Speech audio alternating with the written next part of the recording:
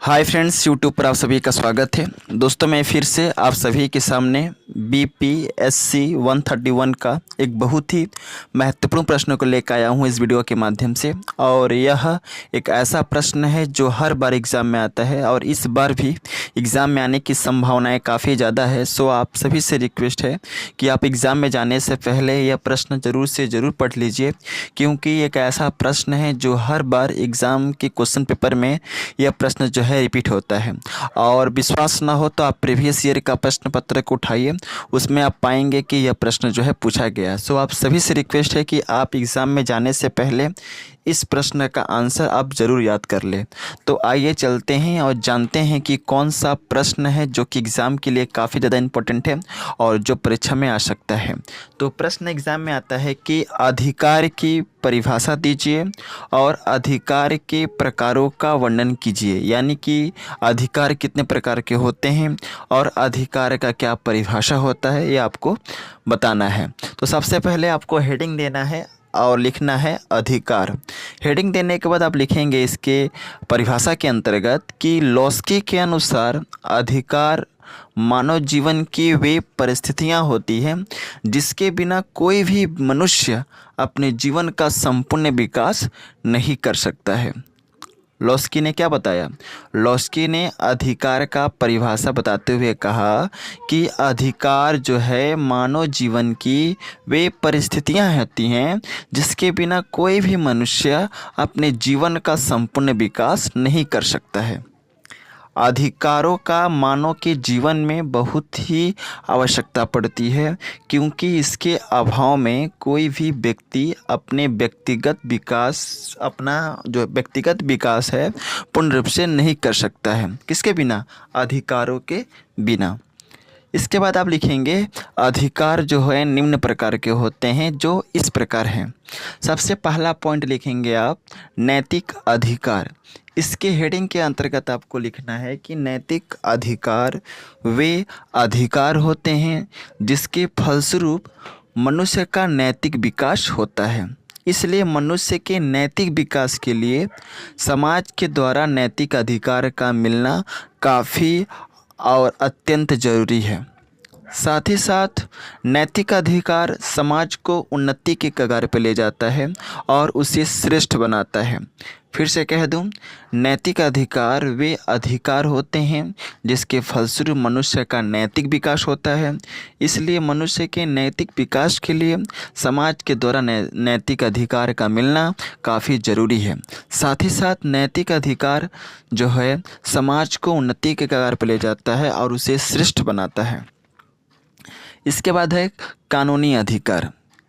इसके अंतर्गत आपको लिखना है कि कानूनी अधिकार वह अधिकार होते हैं जो समाज में रहने वाले हर एक व्यक्ति को संविधान के अंतर्गत आने वाले सभी कानून समान रूप से प्राप्त होते हैं। यानी कानूनी अधिकार जो है संविधान के अंतर्गत जितने भी कानूनी अधिकार है वे सभी अधिकार समाज में रहने वाले हर एक व्यक्ति को मिलता है।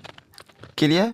फिर से कह दूं, कानूनी अधिकार वह अधिकार होते हैं जो समाज में रहने वाले हर एक व्यक्ति को संविधान के अंतर्गत आने वाले सभी कानूनी अधिकार प्राप्त होते हैं। इसके बाद आपको अगला हेडिंग देना है लिखना है नागरिक अधिकार। इसके अंतर्गत आप लिखेंगे कि नागरिक अधिकार वे अधिकार होते हैं जो समाज के हर एक व्यक्ति को उसके राज्य के द्वारा प्राप्त होता है या उपलब्ध कराए जाते हैं। इस अधिकार के अंतर्गत व्यक्ति को स्वतंत्र रूप से कोई भी कार्य करने के लिए छूट दी जाती है। क्लियर? इसके बाद आता है फोर्थ नंबर पॉइंट जो कि काफ़ी ज़्यादा इम्पोर्टेंट है और यह मौलिक अधिकार के अंतर्गत आता है। तो समानता का अधिकार। क्या हेडिंग देंगे? समानता का अधिकार। इसके अंतर्गत आपको लिखना है कि समानता का अधिकार वह अधिकार होता है जो कि राज्य के द्वारा सभी व्यक्तियों को प्राप्त होता है। इस अधिकार के अंतर्गत बताया गया कि राज्य सभी के लिए एक समान कानून बनाएगा और वह कानून सभी व्यक्तियों पर एक समान रूप से लागू होगा। इस अधिकार के अंतर्गत व्यक्ति को यह समान अधिकार दिया गया है कि राज्य किसी भी व्यक्ति को उसकी जाति, उसके धर्म, उसके जन्म स्थान या उसके लिंग आदि के आधार पर कोई भेदभाव नहीं करेगा और न ही कोई भेदभाव रखेगा। समझ गया ना। इसके बाद आता है धार्मिक स्वतंत्रता का अधिकार। इसके अंतर्गत आपको लिखना है इस हेडिंग के अंतर्गत कि इस अधिकार के अंतर्गत समाज के किसी भी व्यक्ति को यह अधिकार दिया गया है कि वह अपने मन और इच्छा अनुसार किसी भी धर्म को अपना सकता है जिसे वह चाहता है या जिसे वह मानता है। इसके अंतर्गत भाषण या अपने विचार देने की स्वतंत्रता, बिना हथियार के आवाज़ उठाने की स्वतंत्रता दी गई है। फिर से बता दूं, धार्मिक स्वतंत्रता का अधिकार के अंतर्गत आप लिखेंगे कि इसके अंतर्गत यह बताया गया है कि समाज का कोई भी व्यक्ति अपने मन और अपने इच्छा अनुसार, अपने पसंद के अनुसार किसी भी धर्म को चुन सकता है, किसी भी धर्म को अपना सकता है। इसके साथ ही साथ किसी भी व्यक्ति को भाषण देने या अपने विचार को व्यक्त करने की स्वतंत्रता, बिना हथियार के अपनी आवाज़ उठाने की स्वतंत्रता दी गई है।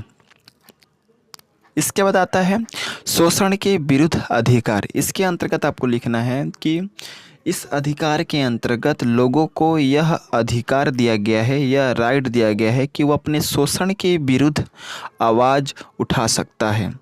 कोई भी प्राइवेट कंपनी अपने कारखानों में 14 वर्ष से कम बालक को श्रम नहीं करवा सकता है।